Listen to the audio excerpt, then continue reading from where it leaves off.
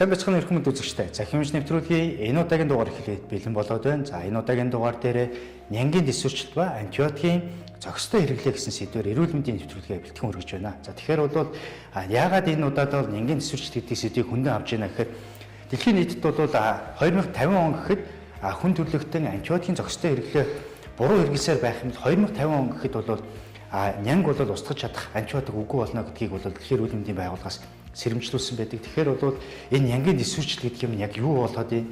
За үүнээс сурсан сэргийлэхэд бол бид нэр антибиотикийн зохистой хэрэглээ гэдгийг яаж өвшүүлэх талаар бол энэ удаагийн дугаар дээр нэвтрүүлэг бэлтгэн хүргэж байна. За тэгэхээр бол энэ удаагийн дугаарыг үзснээр та бүх маань антибиотикийг зохистой хэрэглэх талаар бол бас мэдээлэл авна гэдэгт бол итгэлтэй байна. Ингээд Цахим Эмч нэвтрүүлгийнхаа энэ удаагийн дугаарыг үргэлжлүүлэн хүлээн авч үзсэн үү?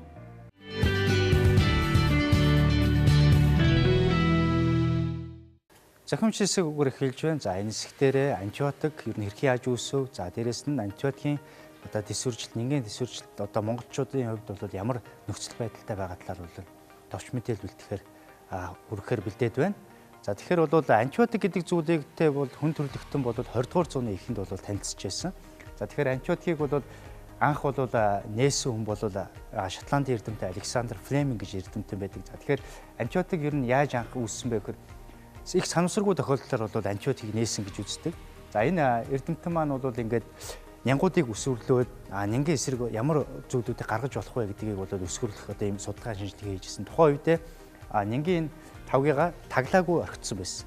Тэгээд дараа нэрээд харсан чинь тухайн тэр хэсэгт нь бол мөгөнцөр үүссэн хэсгийн тойроод нянгууд бол тодорхой хэмжээний өсөлт нь бол бага байсан юм ажиглагдчихсэн. Тэгээд тэрийг судлаад өөрөө тухайн үед яаж үзсэн бэ гэхээр тэгвэл энэ мөгөнцөр гэдэг зүйлээс чинь бол энэ нянг дарангуулдаг ямар нэгэн идэвхтэй юм зүйл ялгараад энээсээ болоод энэ нянгийн үржилтэн саарад байна гэсэн таамаглаад төвшүүлээд тэр мөөгөнцрөөс тэр идэвхтэй нэгдлийг гаргаж авсан байна. За тэгэхээр энэ зүйлийг бол анхны гаргаж авсан зүйлийг бол пенцилин гэж нэрлэсэн. За тэгээд энээс бол хамгийн анхны антибиотик гэдэг зүйл бол нээгжсэн түүхтэй. За тэгэхээр шинжилгээ ухаанд бол анх нээжсэн нь бол 1928 онд нээжсэн байх нь байна.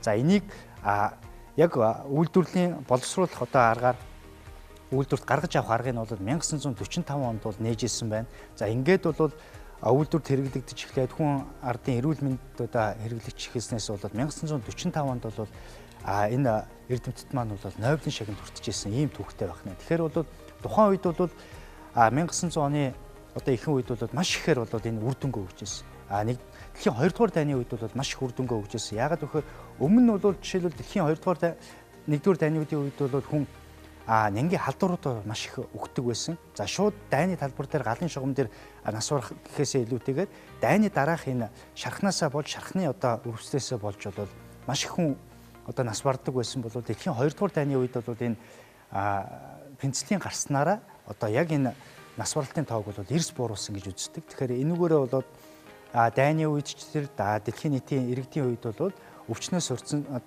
ангаахад бол пенцилин бол маш их үүргээ гүйцэтгэж ирсэн. За хэдий тийм боловч хүн төрөлхтөн энэ гайхамшигт олд энэ пенцилин гэдэг зүйлийг бол хамаа замбраагүй бас хэрэгжилж эхэлсэн. Энэ нь эргээд энэ гайхамшигт зүйлийг бол үр дүнгийн бууруулах ийм зүйлүүдтэй болсон. За ингээд 21-р зуун хүртэл бол анагаахын шинжилгээ ухаан хөгжсөний хэрээр бол дэлхийн нийтэд анхны пенцилинийг нээжсэнээс хойш бол өнөөг хүртэл бол 100 гаруй нэр төрлийн антибиотикийг бол нээг гаргасан байдаг. За эндээсээ хамаарат бид нэр буруу зохисгүй хэрэглэснээс хамаарат энэ антибиотикууд маань нянгийн тэсвэржилтэнд үүсээд тодорхой хэмжээний нянгууд бол антибиотикууд бол хэрэглэнээс хасагдсан байдаг. Ингээд бол өнөөгийн нөхцөл байдалд бол 40 гаруй нэр төрлийн антибиотик бол хүн төрөлхтөн амгааханд бол хэрэгжилж байгаа ийм зүйл байгаа. За тэгэхээр бол хамгийн сүүлд бол энэ зүйлүүдээс үүсээд хүн төрөлхтөн өөрсдөө энэ гаргаж ирсэн антибиотик гэдгийг хамаа замбрааг буруу хэрэглэснээс болж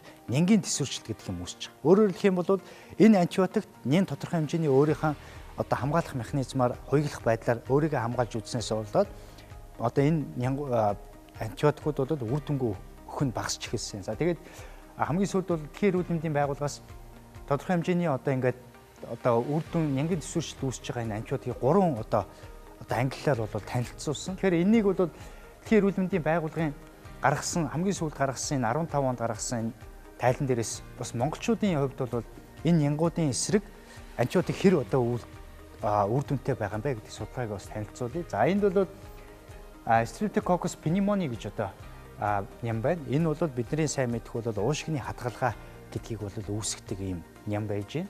За тэгэхээр энэ ням бол пенцилинд одоо ямар пенцилин одоо жишээлбэл уушгины хадгалгааны үед бол пенцилины хэрэглүүд ямар үр дүнтэй байдаг юм бэ гэдгийг энэ дээр тоо баримтыг гаргасан байгаа. Тэгэхээр энэ нянгийн тэсвэржилт 96.7% болсон гэсэн.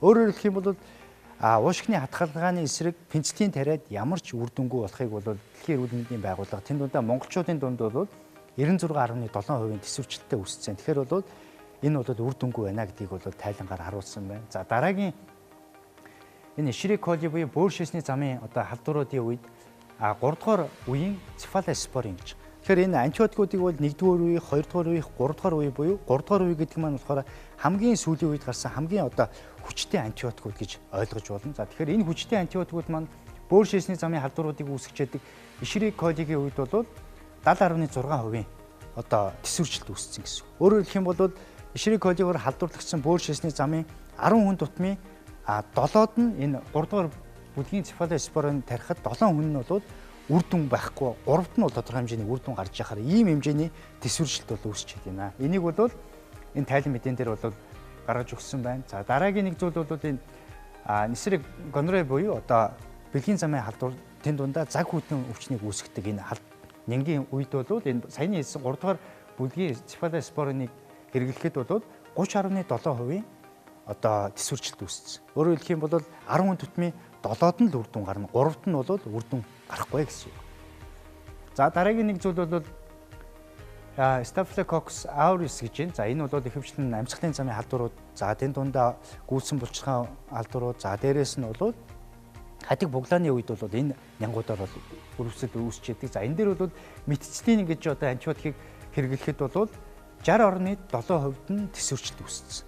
Өөрөөр хэлэх юм бол 10 хүн тутмын хатигтай 10 хүн тутам энэ 6-д нь бол одоо метицилин гэдэг антибиотикийг хэрэглээд үр дүнгүй болчихжээ. 4 хүнд нь л үр дүн өгөх ийм нөхцөл байдал үүсэв. Тэгэхээр бол яагаад энэ одоо халдварт өвчний үед энэ хүчтэй антибиотикуудыг бид нэр хэрэглээд үр дүнгүй болчиход байна. Тэгэхээр энд бол нянгийн тэсвэржилт гэдэг юм уу. За ингээд та бүхэндээ бас антибиотикийн тэсвэржилт тэнд дундаа нянгийн тэсвэржилт яаж үүсдэг талаар бол хийгдсэн сурвалжлага мэдээллийг хүлээн авч үзнэ үү.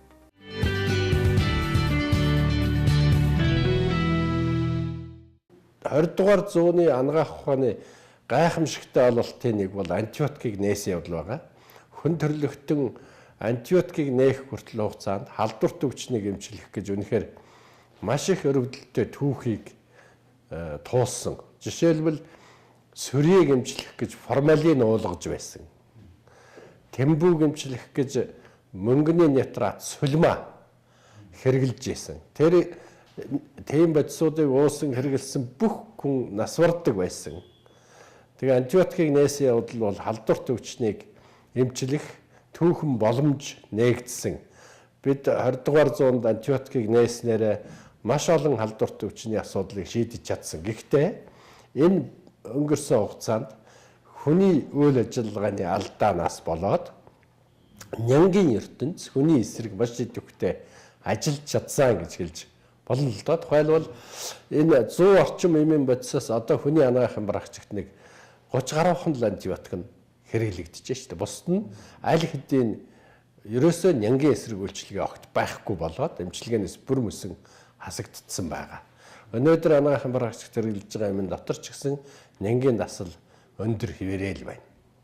Антибиотикийг эмх замбраагүй дур мэдж хэрэгэлдэг, эмчийн заавраар хэрэглэхгүй эмчилгээгээ зогсоодог ийм үйл ажиллагаа хэвээр үргэлжилвэл одоо яг 100 жилийн дараа 2043 он гэж хэлж штэ хүн төрөлхтний анагаах ухаан антибиотикгүй болох юм байна. Тэгвэл бактери нянгаар өсгөгдсөн өвчнийг эмчлэх аргагүй болох нэ гэдэг ийм л тавилан биднийг хүлээж шүү. Тийм учраас антибиотикийг зохистой хэрэглэх хариуцлагын өмнө зөвхөн эмч биш, зөвхөн эмээмэрэгчлэлтэн биш. Ерөөсөө хүн төрлөختөн бүгдээрээ үр хүлээхгүй болшгүй нэ гэдгийг л гаргаж тавьж байгаа. Ер нь бактериор өсгөгдсөн өвчний эмчилгээнд антибиотик нянгийн эсрэг эм бол нэг 50-60% л ач холбогдолтой шүү дээ. Тэрнээс цааших нь бол хүний бие махбодын өөрийнх нь дархлаа. Дархлааны чадамж нь бол өвчний эдгэрэлтэнд шийдвэрлэх оройтой. Одоо өнөөдөр анагаах ухаанд хэрэгжилж байгаа антибиотикууд дотор вирусын эсрэг үйлчилгээтэй нэг ч антибиотик байхгүй. Ямар ч томуу төстэй өвчин ханиадыг антибиотикоор эмчлэх ямар ч боломж байхгүй. Бид таамгаар томуу төстэй өвчин хүрээд халуурсан хүүхэдтэй антибиотик авч хэрэглээл. Энэ нь л одоо антибиотикийг үр дүнгүй эмчилгээний бус бодис болгож хувиргахад хүргээд байгаа алдааны гол шалтгаан. Жишээ нь одоо макролидийн бүлгээс эритромицин маш өндөр дасалтай болцсон байна. Манайд маш олон эмийн дасалтай сүрий онцлогдож байна шүү дээ. Тэгэхээр маш олон эмийн дасалтай сүрийтэй хүн гэдэг чинь ерөөсөө эмчилгээгүй гэсэн үг шүү дээ. Тэгэхээр одоо бид цаашдаа энэ алдаагаа давтаад энэ антибиотикийг буруу хэрэглэгээ гэдэг чинь ерөөсөө дугуй мэдэж сонгож хэрэглэх, эмчийн заавар зорчиж эмчилгээгээ зогсоох, тунгийн багасгах нэг л хэлж байгаа шүү дээ. Тэгээд шаардлагагүй антибиотикийн хэрэглээг багасгах энийг л одоо тэр зохисгүй хэрэглгээнд хамааруулж бид алдаагаа засах ёстой. Бид нар одоо эмчилгээнд хэрэгжилж байгаа эмнүүдээ буруу хэрэглээд байвал одоо ахмад хүмүүс бүгдээрээ мэдих биомедицин гэл юм 60-70 онд манайд өргөн хэрэгжилж байсан. Өнөөдөр биомедицин эдгэрх нэг ч өвчин байхгүй. Биомедицин гэдэг юм ерөөсөө байхгүй болцсон. Тэрэн шиг л одоо өнөөдөр хэрэгжилж байгаа эмнүүд ингээ байхгүй болчихно л гэж ойлгох хэрэгтэй. За хоолойны одоо гөлсөн болцохоор үсэл манайха ангин гэж ярьдаг тийм ээ. Ангин тэгээд энэ амьсгалын дээд замын өвчин, бөөр шээсний замын халдвар үүсгдэг нянгуудад дасал их өндөр болж байна. Энэ төрлийн өвчлөл их байна. Энэ төрлийн өвчтөй хүмүүс дур мэдэж эм хэрэглэх, эмээ дур мэдэж зогсоох алдаа их гаргадагаас болоод энэ төрлийн өвчнөд хэрэгэлдэг эмнүүд дасал болж байгаа нь бол их тохиолдож байгаа.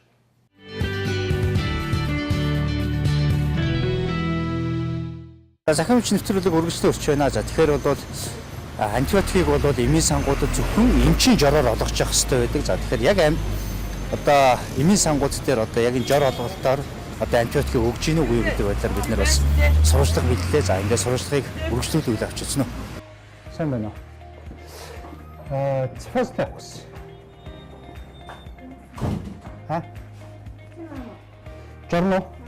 Жоргүй байхгүй шүү дээ. Жоргүй байхгүй шүү. Тийм үү? Халуураад байгаа хөөе. Уран өстэй.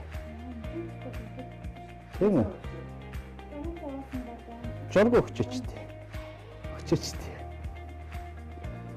Аюул идэх шүү дээ. Тийм үү? За. Сайн байна уу? Цэфэс авахгүйсэн.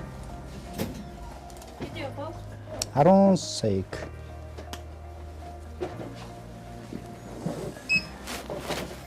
За яах. Хай бид нэвтрүүлэг хийж байгаа юм л да. Тийм. Антибиотикийг угаан яагаад жороор олох хэрэгтэй ш. Та яагаад жоргүйгээр олгоод байгаа? Уун жорноос та мэдж байгаа болохоор жорн байгаа байх гэсэн. Болсон би. Жорн байгаа байх гэдэг. Уун та үзэх ёстой ш. Тийм. Одоо жоргүй олгож байгаа бол эмийн сангийн тусгай шуудыг хүртэл туслах арга хэмжээ авч байгаа ш. Тийм ээ. Тэгэхээр яагаад антибиотикийг та одоо жорыг үзэхгүйгээр хүмүүст ингэ олгох гэдэг? Ингээд бүх хүн ингэж жорн хурааж авч байгаа. Сайн байна. Цэфэс авахгүйсэн. Жор байдаг бай. Хичээл.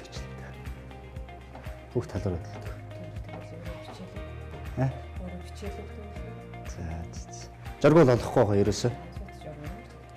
Тийм. За. Сайн байна. Ярьслах ясагүйгээр эхэлж байна. За энэ хэсэгтээ эмийн зохистой хэрэглээ, за тэн дундаа антибиотикийн зохистой хэрэглээний талаар ярилцахаар эрүүл мэндийн хөгжлийн төвийн эмийн эмнэлгийн тоног төхөөрөмжийн албаны дарга эмзэн ухааны доктор Эмчийн доктортой ярилцахаар одоо урьдсан байна. За танд энэ өдрийн төргийа. Баярлалаа. Та бүхэн ч гэсэн энэ өдрийг молон айлтгая. За тэгэхээр Эмчийн доктороос би бас юм асуун. Танаа яг одоо эрүүл мэндийн хөгжлийн төв одоо эргэцэн хувьд ер нь одоо энэ эмийн зохистой хэрэглээ тал дээр яг ямар одоо үйл ажиллагааг явуулдаг байгууллага байна. Аха.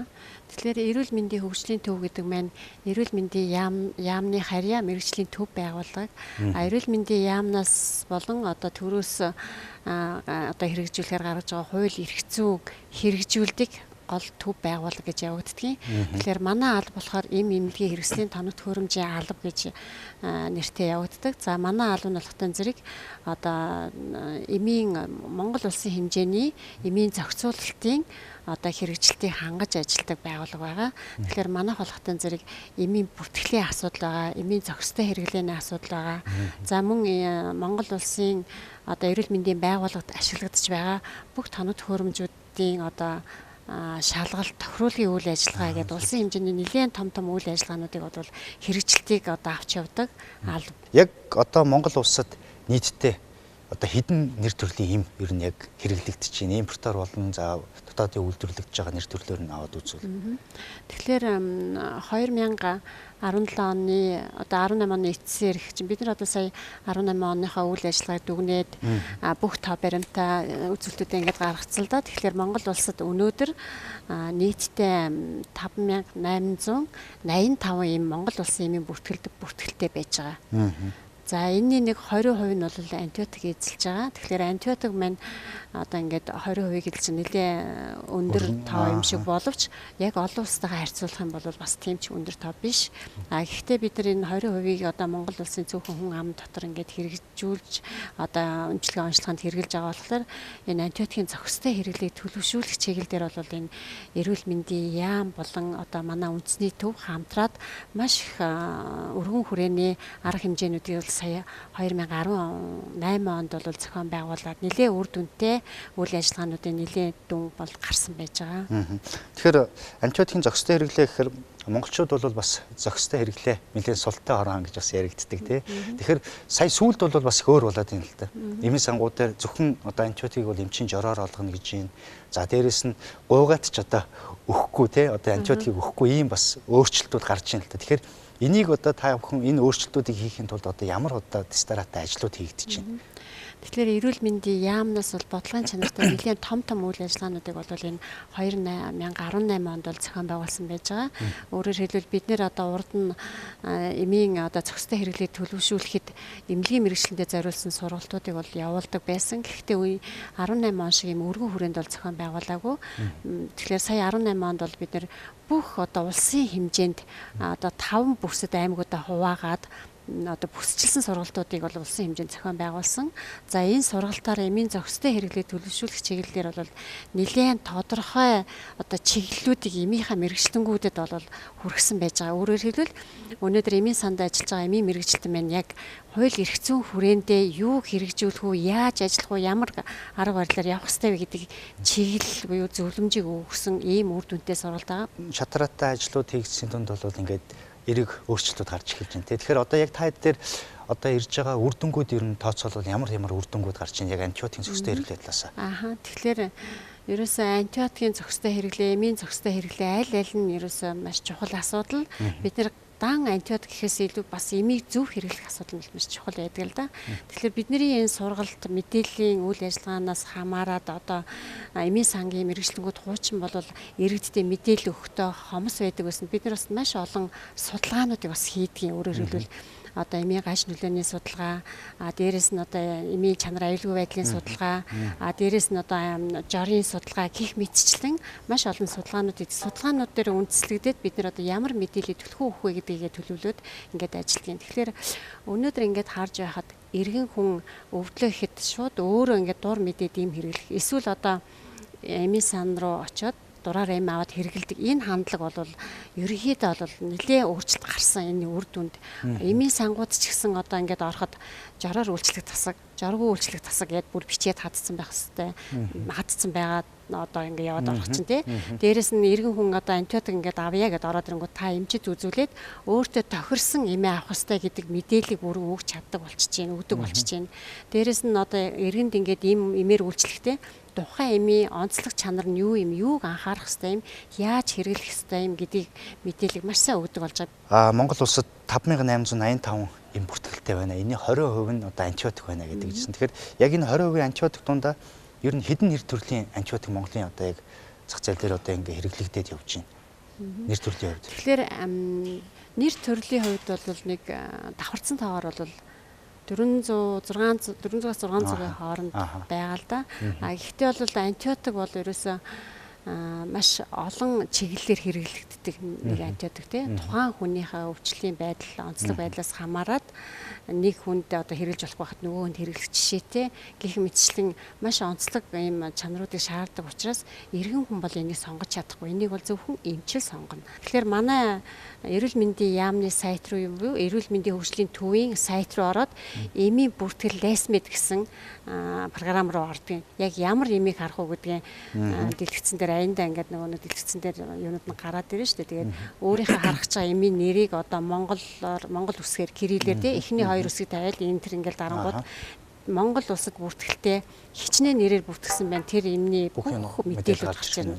Олон улсынх нь нэр нь, худалдааных нь нэр нь, тун хэмжээ нь, хэрэглэх заавар нь, савлалт нь, хэдэн хонд бүртгэсэн, жороор олох уу, жоргүй олох уу гэдэг бүх мэдээллүүдийг авах ийм боломжийг бол ингээд зохицуулаад хийсэн юм том програм байж байгаа. За ингээд ямар ч сан эмзэн ухааны доктор нэгцээ доктортой бас бидний урилгыг хүлээж авч ирээд за Монголд одоо бас яг энэ эмийн зохистой хэрэглээ, антибиотикийн зохистой хэрэглээ бас арай өөр шатанд гарч байгаа талаар мэдээлэл өргөсөн танд баярлалаа. Ингээд цаашдын ажилд амжилт хүсье. За баярлалаа. Та бүхэн ч гэсэн ажил амжилт хүсье. За Цахим Эмч нэвтрүүлгийн ярилцлагын хэсэг үгээр өндөрлж байна. Нэвтрүүлгээ үргэлжлүүлэн хүлээн авч үзнэ үү?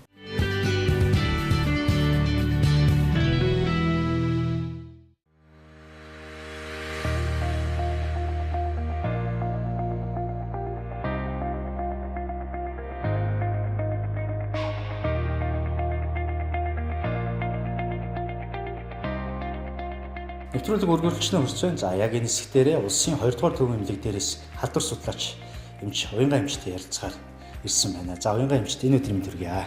За баярлалаа. Өөрчлөн ч гэсэн энэ өдрийн мэнд. За тэгэхээр манай нэвтрүүлгийн дугаар бол одоо нянгийн тэсвэржилттэй холбоотой дугаарууд явж байгаа. За тэгэхээр дэлхийн эрүүл мэндийн байгууллагаас ер нь одоо дэлхий дээр ямар нянгууд ер нь хамгийн аюултай шүү, их тэсвэржээд энэ шүү гэдэг ийм мэдээллүүдийг гаргаж байна. Ер нь хэдэн ийм нян одоо дэлхий дээр тэсвэрчсэн байна гэдэг одоо ангилд орчих.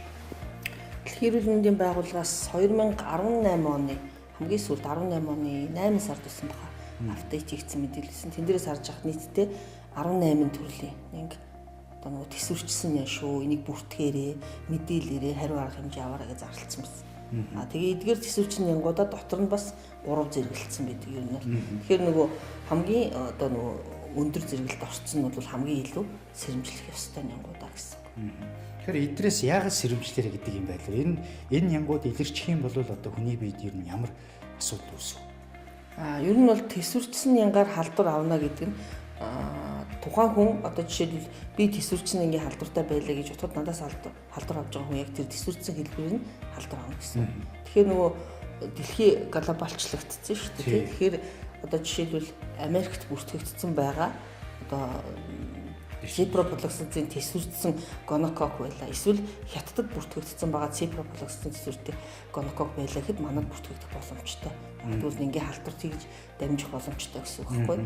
Тэгээ яагаад илүү одоо нөгөө сэрэмжлүүлэх гэдээ яагаад нэрлэдэг байгаа юм бэ гэхээр хэрэгцээ одоо жишээлбэл сэрэмжлүүлэх нянд бүртгэгдээгүй зүгээр нэг ингийн халдвар байлаа гэж бодъё. Тэгэх юм бол клиникээр жишээлбэл шээсний замын халдвар байгаад одоо зүгээр сэрэмжлүүлэх нянд ороогүй шир ихийг хойлогоор үүсгэгдсэн байлаа гэхэд одоо бөөрийн эмч эмчилгээ заагаад нэг 5 хоногийн дотор антибиотик эмчилгээ хийгдээд үр дүн гарахаар байсан бол сэрэмжлүүлэх нянд бүртгэгдсэн жишээлбэл ESBL нэмэх грамм сувг сахамцар байна. Эсвэл карбамин төсвөртэй энтербактериар үүсгэгдсэн шээсний замын халдвар байна гэх юм бол эмчилгээний тактик өөр болоод нөгөө эмчилгээнд гарах одоо нөгөө зардал нэмэгдэнэ. Дээр нь яг нь тухайн хүний нөгөө эмчилгээний үзүүлэх үр нөлөөч гэсэн нөгөө энгийхтэйг ялгаатай болж байна. Тэгэхээр одоо яг танай эмнэлэг дээр одоо жишээл ирээд одоо нян судлалын лабораторийн шинжилгээгээр бүртгэж байгаа ямар төрлийн нянгууд илүү бүртгэж байна. Одоо саяны сэрэмжлүүлэх одоо ангилд орсон. Сэрэмжлүүлэх сая ангилд орсон янгуудаас чи ер нь бол манай дээр илрүүлэх боломжтой нэг 8-9-ийг нь бол илрүүлэх боломжтой гэж үздэг. Сэрэмжлүүлэх янгуудаас чинь зарим нь бол нөгөө агаар гүйтэн бактери байгаа. Тэгэхээр тэрийг бол илрүүлэх боломжгүй. Тэгэхээр ер нь бол яг Монгол улсын хэмжээнд бол лабораторийн маань чадамж сайн байх юм бол тэрийг бүгдийг илрүүлэх боломжтой. Яг манай эмнэлэг дээр бол нэг 9-ийг илрүүлэх боломжтой. Зүгээр одоогоор бүртгэгдэж байгаа тохиолдлууд нь бол нэг 6-аас 7 нь бол яг тогтмол бүртгэгдээд явдаг. За тэгэхээр бол бас их чухал мэдээлэл өглөө. Тэгэхээр бол бас нянгийн одоо мэдрэг байдлыг үзэх нь бас их чухал байдаг тий. Тэгэхээр ойлоо бас нyan судлалын лаборатори дээр одоо яг энэ мэдрэг байдлыг үзэх ач холбогдлын талаар бас мэдээлэл өргөдөх үү.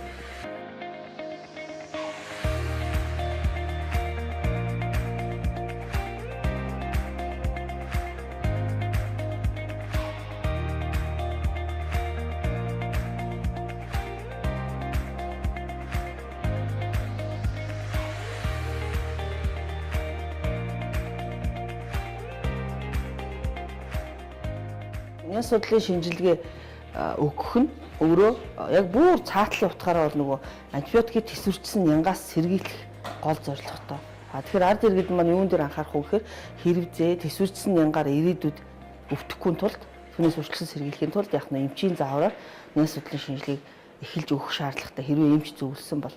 Тэгээд эмч зөвлөөд өгөхдөө нyan судлалын шинжилгээг аль болох нөгөө антибиотик эхлэегүй байхдаа өгөх ёстой.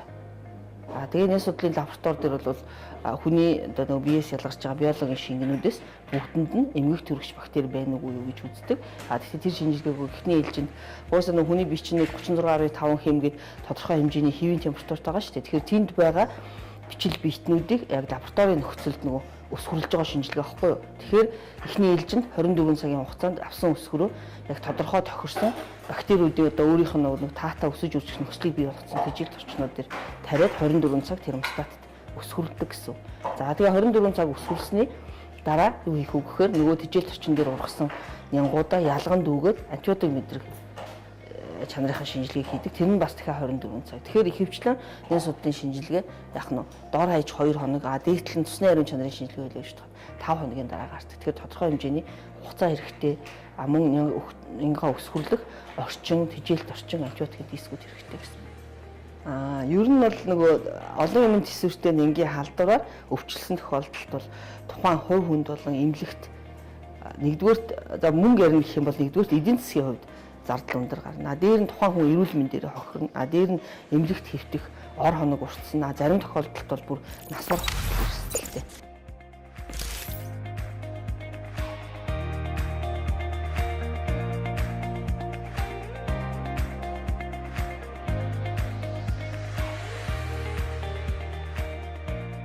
Манай халдвар түвшин судлалын үндэсний төвд ирж байгаа одоо тайлан мэдээнээс үзэхэд бол ерөнхийдөө антибиотик тэсвэртэй болж байгаа үүсгэгчдээс гэвэл одоо стрептококкын төрлийн бактериуд бол одоо антибиотикт их тасалтай гардаг. Ер нь олон улсад бол одоо 2013 оны тайлангаас олон улсын тайлангаас харахад бол стрептококк пневмони буюу уушгины хатгаа үүсгэж бактери бол 96.7% хувийг үзүүлж ирсэн. Тэгэхээр одоогоор бол одоо Монгол улсад бол энэ төрлийн одоо бактерийн халдвар бол ихэнх одоо антибиотикууд бол тасалтай болсон.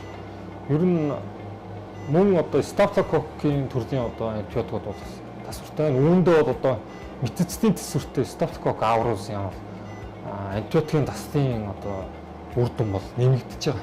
Мэдрэмж нь бол яагаад тэгэхээр тухайн одоо антибиотикт тухайн бактери маань дасалтай болж байна гэдэг чинь тухайн антибиотикийг одоо цаашдаа хэрэглэх одоо сонголт нь багасж байна.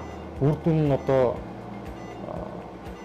мууднаа тий одоо тэр одоо тухайн бактерит одоо дас үйлчилгээгээ үзүүлэх одоо үр дүн механизм суларж байна гэсэн үг л дээ. Стрептококкын төрлийн бактериуд, энэ стафилококкын төрлийн бактериуд бол ер нь агаар цусны замын халдваруудыг бол үүсгэнэ. Гэхдээ агаар цусны замын халдварууд бол агаар цусны дээд зам, доод зам гэж хоёр хуваагддаг. Тэгэхээр бидний одоо сайн мэдэх одоо чих хамар хоолойн өрөвслүүд, за уушгины хатгаа ялангуяа одоо энэ хүүхдэд бага насны хүүхдэд уушгины хатгаа үүсгэх. Стрептококк пневмони, стафилококк ауреус, за шархны халдварууд байна. Мэс цусны дараах бас янз бүрийн одоо шархны хүндрэлтэй халдваруудыг бас үүсгдэг тухайн үүсгэж. За мөн несрэ минжец байна. Энэ одоо менингитийн одоо үүсгчийн бол одоо бидний бас сайн мэдэх хүүхдэд тарих нусны одоо тийм менингит хүчнийг үүсгдэг. Тэгэхээр энэ бактериуд маань ер нь ингээд эмэл зүйдээр амьдрал дээр одоо энэ хүнд одоо халдвар үүсгэж байгаа байдал нь илэрхий юм аа.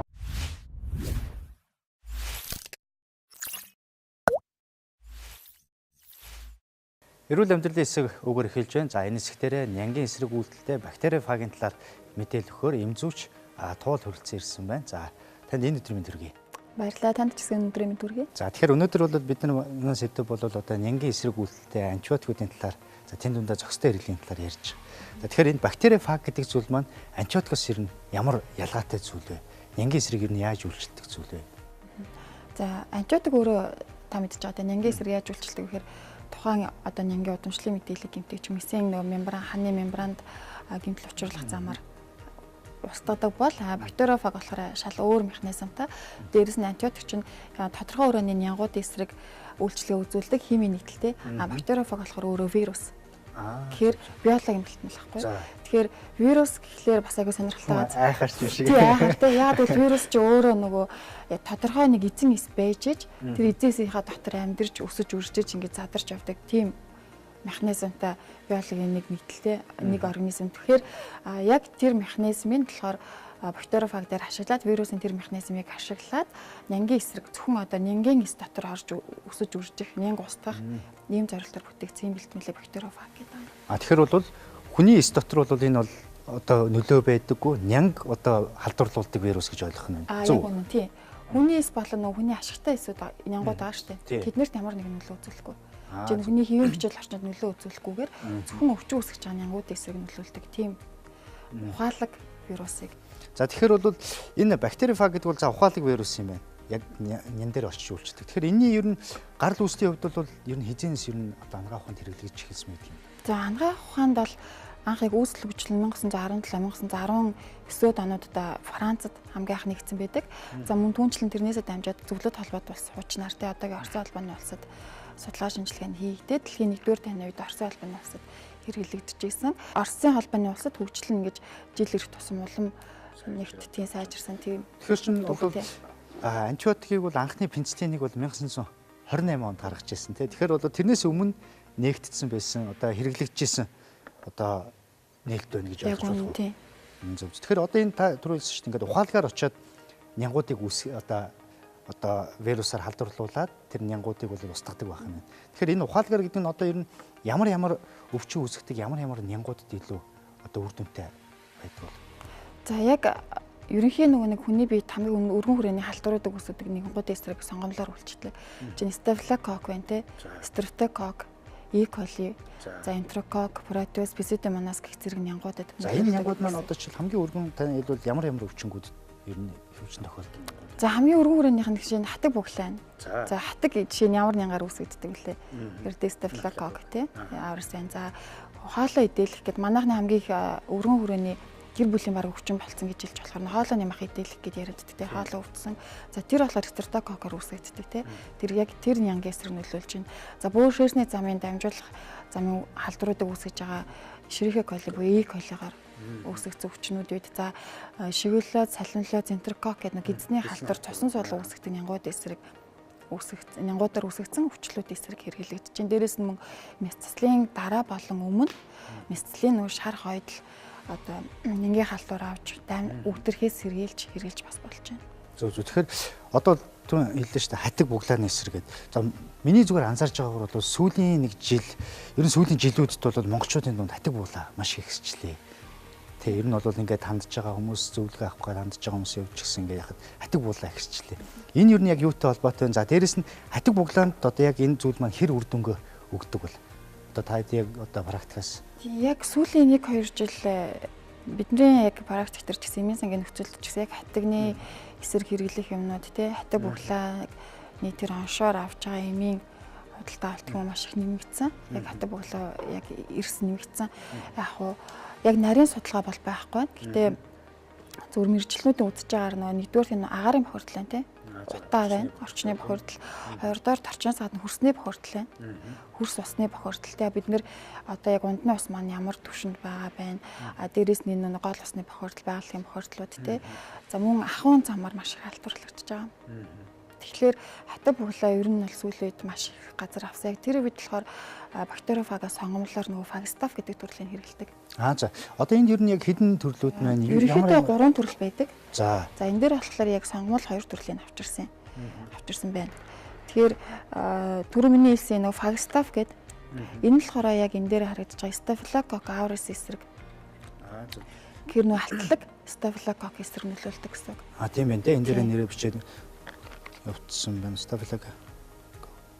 Тэгэхээр одоо энэ нь бол яг түрүү хэлсэн гүйлсэн булчирхаан одоо өрөвсөлт эмгэгүүд за дээрэс нь бол одоо энэ атэг буглааны эсрэг бол бас хэрэглэхэд бол сонгомлоор тэрийг үүсгээд байгаа бактериудыг очиод халдварлаад тэр эмгэг төрүүлээд байгаа бактериуд нь үхээд ах юм байна. Зөв үү? Яг үнэ. Тэгэхээр нөгөө жишээ нь тэр гүйсэн булчирхаан халдварыг нийтэд голомтыг үүсгэж байгаа Staphylococcus байлаа гэхэд хүний биед 80 гаруй төрлийн өвчлөлийг үүсгэдэг байгаа байхгүй юу? Тэгэхээр тэр 80 гаруй төрлийн өвчлөлийн үед бактериофагийг сонголоор хэрэглэж болно гэсэн үг. Тэгээ заавал яг зөвхөн бөөр өвдөд хэрэглэн зөвхөн хаалга өвдөд хэрэглэн гэхгүй тухайн эмгэг төрөгч нь яг хүний биед хаана очиж ямар өвчин үүсгэсэн бэ тэрнээс хамаарал тухайн нянгийн эсрэг хэрэглэж байна гэсэн үг. Тэгэхээр за энийг ингээд хэрэглээд байла. За жишээлбэл антибиотикийг бид нар буруу хэрэглээд ах юм бол дасал үүсэдэг тийм нянгийн тэсвэржилт үүсэдэг. За энэний хувьд бол бас яг бактерифаг дээр одоо нянгийн тэсвэржилт үүсэх тийм зүйл байдгүй. Ер нь одоо нянгийн эсрэг одоо тэсвэржилт юмуд нь үүсээд явж байгаа. Үр дүнгөө болох. Яг антибиотиктэй харьцуулахад нянгийн тэсвэржилт үүсэхгүй байх тэр нөхцөл нь бүтээтүүний өөрийнх нь эмийн өөрийнх нь үйлдлийн механизмаар тайлбарлагдаж өгдөг байгаа юм. За түрүү хэлсэн бактериофаг маань өөрөө вирус гэдэг. Тэгэхээр вирус маань яадаг вэ гэхээр тодорхой эзэн эсийн дотор амьд оршин тогтнох чадвартай. За тэгэхээр бактериофагийн хувьд энэ вирусын бактериофаг гэдэг вирусын амьдрах орчин нь энэ нян юмаа өөрөө өвчин үүсгэж байгаа юм байна. За тиймээд бактериофаг нь өөрөө ийм одоо вирусын бүтцтэй их бие, толгой, сүүл гэсэн тий. За тиймээд энэ дээр зөвхөн нөгөө нэг эмгэг төрөгч нянгаа энэ сүүл хэсэгт байгаа тусгай ферментийнхаа дагуу өвчин үүсгэж байгаа нянгуудыг сонгомлоор очиж таньдаг. За жишээ нь хоолой өвдлөө тэр Staphylococcus гэдэг нянгийг энд очиж таних нь байна. За дотор нь өөрийнхөө удамшлын мэдээллийг оруулаад өчтдөг. Тэгснээрээ энэ дотор нөгөө нянгийн өөрийн одоо бие дааж үржих чадварыг нь алдагдуулаад нянгийнхаа удамшлын мэдээллийг устгаад өчтдөг.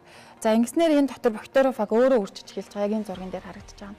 За өөрөө үржиж нэг ширхэг энэ дотор ингээд нэг ширхэг вирус энэ нянтай холбогдож байгаа шүү дээ. Эндээсээ үржиж явсаар агаад энд нэг ширхэг вирус маань 100-аас 200 ширхэг вирус болж үржиж нянг дотроос нь ингэж дэлбэлж устгах маягаар задалж ингэж өхүүлдэг. Тэгэхээр нянгаас эдгээрээс гарсан 100 вирус чинь дахиад 100 нянтай очиж холбогдоод 100-аас 200 болж үржиж нянгаас нянгийн оронд дэлбэлээд яваад байна гэсэн үг. Дэлбэлж устгадаг гэсэн үг. Тэгэхээр нөгөө нянгийн эсрэг нянгийн төсөржилт үүсэхгүй механизм нь яг энэгээр тайлбарлагдаж өгч байгаа. Одоо мэдээллийн сангийн устгах байдлаар явах нь тийм. Өөрийнх нь удамшлын мэдээллийг устгаад өөрийнхөө удамшлын мэдээллийг үржүүлчих чинь гэсэн үг байхгүй дотор нь. Тэгэхээр бол за энэ нэм бол нэг одоо бидний хэлдэг бол антибиотик бол бас өөр механизмаар явж байгаа. За тэгвэл одоо бактерифагийг антибиотиктэй ер нь бол эмггийн үед хавсарч хэрэгж болдгоо. Эсвэл яагаад болж байгаа вэ гэхээр бактериофаг өөрөө нянгийн үргэлжлээ те. За мөн дээрээс нөө антибиотик ч нянгийн үргэлжлээ те. Тэгэхээр энэ хоёрыг хавсаргаад хэрэглэх юм бол магадгүй илүү нөө хүнд тохиолдолд маш хурдан үр дүн. Зөв. Тэр л удаан байгаад байгаа зүйл бол илүү хурдан үр дүн байх нь. Тэгэхээр яг энэ одоо бидний хэлээд байгаа бактерифаг маань өөрөө эмийн ангилд орж ийн үү эсвэл арай өөр ангилд орж байна? Эмийн ангилд орж байгаа. Хүмүүс нэг бактериофагийн биологийн бэлтгэл вирус гэдэг юм бол биологийн нэмэлт бүтээтүүнтэй андуур тохиолдол байгаа гэдэг байхгүй юу? Витамин шиг хэрэглэж болох юм уу? Дархлаа унж байгаа үед хэрэглэж болох юм уу? Тэр тохиолдол болохгүй. Энэ маань өөрөө ийм учраас тийм. Эмийн бүртгэлээр хүртэгцэн. Энэ өөрөө одоо яг антибиотик шиг жороор олгогддог төрөлдөө ордгоо жоргүй олгогддог. Жоргүй олгогддог нянгийн эсрэг бэлтгэлтэй ордог. Зөв. Тэгэхээр бол эмчээсээ бас зөвлөгөө аваад бас өөрөө хэрэглээд ээж болох юм тийм. Зохих тунгаар нь бол зөв. Тэгэхээр энэ зүйлийн хувьд бол за одоо хүүхд том хүн одоо насан туршидтын хувьд бол хэрэглэж явах хэрэгтэй. Ер нь хүүхд хэрэглэх одоо заалттай байдгүй эсвэл заалтгүй байдгүй. За няраагаас эхлээд бүх насныхаа хэрэглэх заалттай. Дөнгөж төрсэн няраагаас эхлээд бүх насныхаа дээрээс нь жирэмсэн хөхүүлээчүүд. За мөн ямар ч одоо хавдартай ч юм уу чихрийн шижинтэй ч юм уу тий антибиотик хориотой илгэний хүнд бөөрийн хүнд өвчтэй юм хүмүүс ямар нэг хориглох залтгүйгээр хэрэглэж. За тэгэхээр бактерифагийн хувьд бол ямар нэгэн гаж нөлөө илэрлүүд ер нь хэр байдаг юм бол? За гаж нөлөө ер нь бол байхгүй. За сүүлийн 60 жилдээ ямар нэгэн гаж нөлөө бүртгэдэггүй. Ийм хэлмэл анхаарах нэг юмны хууж байгаа үед бол баг зэрэг халуурч магадгүй. За тэр яга халуурч байгаа гэхээр мэдээж нөгөө нян устж байгаа тий нян устж байгаа тохиолдол тухайн хэсэгт баг зэрэг нянгийн хордлогын явтаар дархлын эсүүд идэвчээд эхэлнэ. Тэр үндслээрээ халуурч болно. Монголд бас хизээнээс худалдаалагдчих лөө ер нь өмнө худалдаалагдчих хэлж байна. Одоо яг ямар байгууллага энийг оруулж ирж байна? За яг албан ёсоор өнгөрсөн оны 10 сард орж ирсэн байлээ. Яг албан ёсны дистрибьютор нь Алмаз фарм трейд гэдэг компани байгаа. Одоо бол яг Монголд 3 хувилбараараа орж иж байгаа юм тийм ээ. Тийм 3 хувилбараараа 3 хувилбар нь юугаар ялгаатай вэ гэхээр нөгөө нянгийн үйлчлэг хүрээгээр ялгаатай байгаа байхгүй тий. Нэг төрөл нь жишээ нь фагостаф гэдэг энэ төрөл нь болохоор зөвхөн тэр нөгөө халтлаг стафилококкоор үүсгэсэн нянгууд эсрэг хэрэгжилж байгаа байхгүй. Тэгэхээр өвчнийх нь одоо хэрэглэх залт нараа нэг юм хумигдмал болчихно тий. Жишээ нь одоо хатаг бүхлааны үед ч юм хэрэгжилж болохоор за хамгийн өргөн хүрээтэй энэ фагосте гэж байгаа. Фагосте маань болохоор хамгийн олон нянд үйлчилдэг. Энэ хоёрын донд бас нэг байгаа. За тэгэхээр бол бас яг өнөөдөр антибиотикийн зохистой хэрэглээ. За тийм дундаа нянгийн тэсвэржилтээс одоо үүсгээс урьдчилан сэргийлэх байдлаар бас дээрэс нь халдварт өвчин за ер нь бактерийн гаралтай эмгэгүүдийн үед хэрэгжилж болох шинэ одоо бас бүтээгдэхүүн талаар танилцуулсан эм зүйч тулд баярлалаа. За ингээд бас таны ажилд өндрөөс өндөр амжилт хүсье. Баярлалаа. Та бүхэнд ч гэсэн ажил амжилт хүсье. За ингээд эрүүл амьдрал хэсгээрээ та бүхэндээ халдварт өвчин үүсгдэг. За тийм дундаа нянгийн гаралтай өвчнүүдийн одоо өвчний үүсгэгч бактериудыг маань одоо вирусээр халдварлуулаад дотроос нь одоо бактерийг устгадаг бактерифагийн талаар бол бас мэдээллийг та бүхэндээ хүргэлээ. За тэгэхээр бол энэ бактерифаг гэдэг зүйл маань бол антибиотик хэрэглэхээс гадна бас нянгийн эсрэг үйлдэлтэй зүйлд бол хэрэгжилж болох нь байна. За хавсарсан байдлаар хэрэгжилж болох нь байна. За бүх насныхан тодорхой хэмжээний эмчийн заавар зөвлөгөөгөөр бол хэрэглээд явхад бол нянгийн эсрэг бол маш сайн үйлдэлтэй үр дүнтэй болохыг бол та бүхэндээ бас танилцууллаа. Ингээд нэвтрүүлгээ үргэлжлүүлэн хүлээн авч үзнэ. Зөвлөмж цэцэг үгээр эхэлж байна. За өнөөдрийн дугаар дээр нянгийн тэсвэржилт, за антибиотикийн зохистой хэрэглийн талаар эрүүл мэндийн мэдээлэл бэлтгэн хүргэлээ. За тэгээд өнөөдрийнх нь дугаарыг товчхон та бүхэндээ зөвлөмж байдлаар хүргэхэд бол антибиотикийг бол дур мэдэн хэрэглэж болохгүй. Заавалчгүй эмчийн заавар зөвлөгөөр хэрэглэх нь бол үр дүнтэй. За ингийн тулд бол вирусын гаралтай ханиад томуу тэнд дундаа томуу төс эмгэгүүдийн үед бол нянгаар үүсгэгдсэн энгийн эсрэг үйлдэлтэй байдаг антибиотикийг бол хэрэглэх нь бол ямар нэгэн үр дүн байхгүй гэдгийг бол маш сайн ойлгох хэрэгтэй. За тэгвэл антибиотикийг ямар үед хэрэглэх вэ гэдгийг бол үед бол эхлээд бол ямар үүсгчээр үүсгэхтэй дийн гэдгийг бол нянгийн өсвөрийг бол хийж үзэх хэрэгтэй гэсэн. За нянгийн өсвөрийг бол нян судлалын лабораторид хийдэг. Нян судлалын лаборатори 24 цагийн дотор бол нянгийн өсвөр үүдэг. За тэгэхээр бол гүйцэн булчирхайн хэрвээ өвсөлт эмгээр халдварлагдсан үүссэн өвсөлт байлаа гэхэд бол тэрийг 24 цагийн дотор нянгийн өсвөр хийснээрээ яг ямар одоо нянгаар үүсгэгдсэн халдвар вэ гэдгийг бол тодорхойлно гэсэн. За үүний дараагаар бол антибиотик мэдрэг чанар гэдэг зүйлийг бол үзэж явах хэрэгтэй гэсэн. Антибиотик мэдрэг чанар гэдэг зүйл нь болохоор 48-аас 72 цагийн дараа одоо ургаж гарч иж байдаг. Тэгэхээр бол тэр үүсгэгдээд байгаа нян ямар антибиотикт илүү мэдрэг байна гэдгийг сонгож хэрэглэх юм бол мэдрэг чанараа үзээ сонгож хэрэглэх юм бол эмчилгээний үр дүн маш хурдтайгаар үр дүнтэйгээр явдаг байна. Тэгэхээр энэ зарчим бол антибиотикийн зохистой хэрэглээ гэдэг одоо хэрэглээний хамгийн гол үндсэн зарчим байдаг байна. За үүний дараагаар бол мэдээж бол та бүхэн маань эмчийн бичиж өгсөн жорыгоо бол яг цаг тухайн үед нь хэрэглэх. За тухайн эмчийн бичиж өгсөн хугацаагаар хэрэглэх нь бол антибиотикийн зохистой хэрэглээ. За тэн дундаа нянгийн тэсвэржилтээс урьдчилан сэргийлэх байна. За тэгээ өнөөдрийн бас та бүхэндээ танилцуулсан бактерифагийг бол бас антибиотиктайгаа хавсарч хэрэглэх. За нянгийн халдваруудын үед хэрэглэх нь үр дүнтэй байдаг байх нь байна. За тэгэхээр бактерифаг гэдэг маань болохоор тухайн өвчин үүсгээд байгаа нянгийг халдварлуулад нянгийг одоо өхүүлэх ийм вирус байх нэ. Тэгэхээр бол энэ вирус бактерифаг гэдэг зүйл маань болохоор 1928 онд бол антибиотик нээгдэжсэн шинжилгээ ухаанд нээгдэжсэн бол тэрнээс өмнө бол тодорхой хэмжээний анагааханд хэрэглэгдэж эхэлж исэн ийм бас зүйл байх нь. Тэгэхээр бол антибиотик болон бактерифагыгаа аль алингийн зохистой хэрэглэх юм бол бид нянгийн халдварыг бол хурдан эмчлэгдэх ийм бүрэн боломж байх нэ. Ингээд өнөөдрийн нэвтрүүлэг үүгээр өндөрлж байна.